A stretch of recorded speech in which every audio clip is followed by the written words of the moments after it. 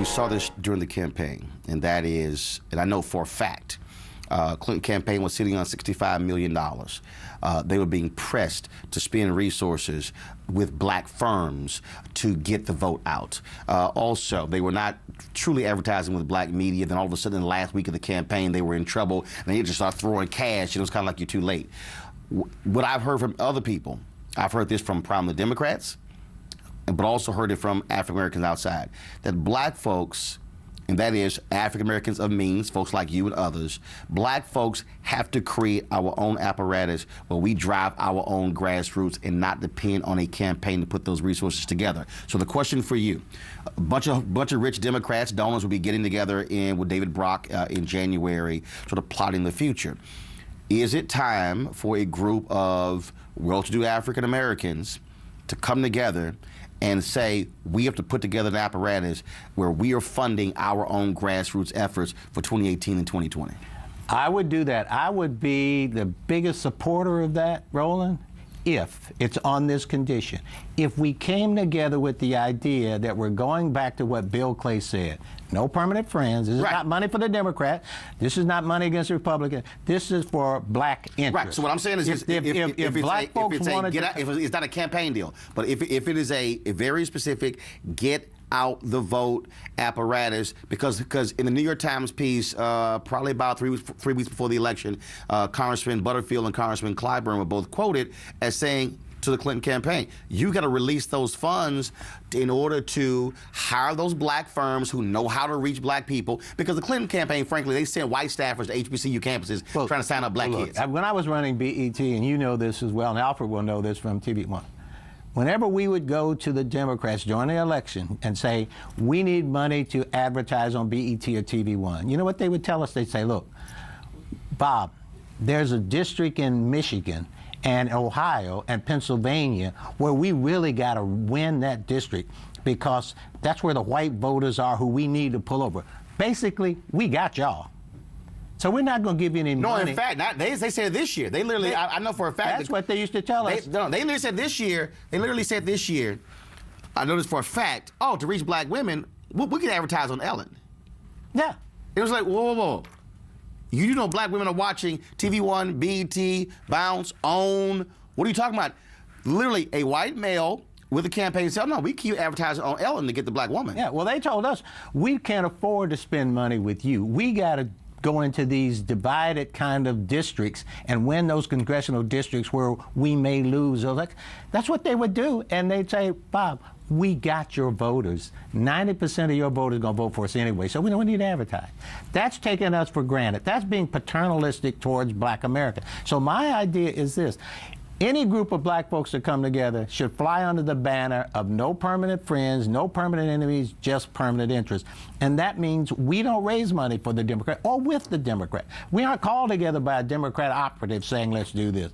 We aren't called together by a Republican operative saying, let's do it ourselves. Take our own destiny in our own hands. All right, so let's do it. Because again, I've heard it from so many different people. I've heard it from people now this election is over. Steve Phillips has been very critical of all these Democratic organizations virtually spending no money on black pollsters, on black political consultants, and the same thing. And what I've heard from different people is that you're really talking about something in the area of $5 to $7 million in terms of over the next, thinking in terms of 2018 and 2020, because in 2018 you got the midterms, and so it's always a down year, driving black turnout there as well. You've got 800,000 unregistered African Americans and Latinos in Georgia alone. Georgia potentially can be a purple state. You also looking at some of the other states as well. I believe that has to happen. And that's not a Democratic thing or Republican thing. It's no. We're going to ensure we're maximizing our vote because we absolutely can flip numerous elections when we're voting our power. We need to be the balance of power in a two-party system because we vote as a bloc. This is the most important thing to understand. No other ethnic group in America votes as a bloc other than black Americans. White women don't do it. White men don't do it. Latinos don't do it. Asians don't do it. We vote as a bloc. When you vote as a bloc in a country or in an electoral process, you can become the balance of power because your voting power is not split. And we should recognize that and exercise that. And I think that, to me, is where the future of Black America needs to be in this electoral process. This is a divided nation. You see it every day on television. So I think, unfortunately, it's going to be a divided nation for a long time. So therefore, we see a rising Hispanic population. They will become the dominant minority in the next 10 or 15 years. We will become the second minority. Where will we go when the two-party system say, instead of going after the black vote, we're going to concentrate our firepower, our money, our attention, and our policies on the Hispanic vote?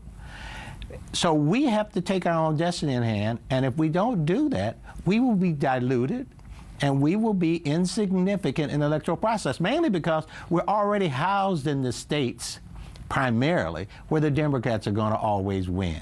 They always win, well, before this election, they're going to win New York. So our vote is diluted in New York.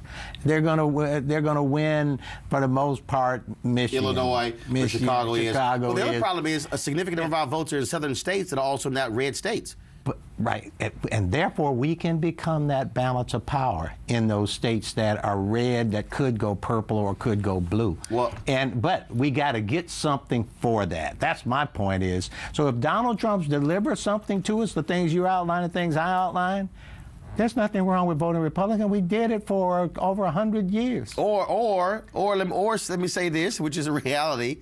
If you also say we want this, and get it, white folks do it all the time. Get it and still vote for the side. Look, the new Treasury Secretary for Donald Trump voted for a big-time has given money to a big-time Democrat. Right. Same thing with Ross. So really, what you're also saying is, here's our agenda. We want this, and if we still get it, we still might vote for somebody else, but we still get it. It's a secret ballot. Absolutely. Well, look, here's the deal. That meeting I'm talking about, I mean, it's real. That needs to happen. That meeting, I will go to that meeting if somebody calls the meeting together. What if you call it? I would call the meeting if the meeting flies under the banner of what Bill Clinton said. No, that's fine. Okay, here's the deal. You and I will call it. Okay. You and I will call it. Okay, let's call a meeting. And we'll figure out. We can have it at, like I say, like when they meet. It's on a weekend. Look, X number of people come here for that particular weekend, which lays the path because we have to fund our own grassroots. We can't wait every election for the candidate or the party. Can you please fund it? We have to drive our vote. But we first have to have a philosophy and an ideology behind the fundraising. I don't want to raise. I raise money a lot of times, yes, but I have an ideology. I want to make more money, so I understand how to raise money. That's not the issue. For here, I want to have an ideology behind why are we raising this money. When I call a donor and say, hey, come to this meeting and we're asking everybody to put up, whatever you can based on whatever you can give. Right. To raise well, you call it a PAC, for instance. But what is the philosophy of this PAC? If they say this PAC is no permanent enemies, no permanent friends, right, just permanent interest, I'm with that. All right. So here's what we'll do. So you and I will call that. We'll talk. We'll figure out date, meeting place, and we'll do that. Okay, I'm with it because I believe this is essential to African Americans' future in this divided nation. No, I agree. Because by 2044, there will be no one major ethnic group in America, no one group that's dominating, and you're absolutely right. As you move towards that, our vote's going to be critical. Absolutely. We'll make it happen. I ain't gonna give as much as Bob can give. I'm trying to get to his level. Will you do it on the basis of tithing? Yeah, that's kickstart your day at 7 and get the news you need from the perspective you want. NewsOne Now with Roland Martin every weekday morning at 7 on TV1.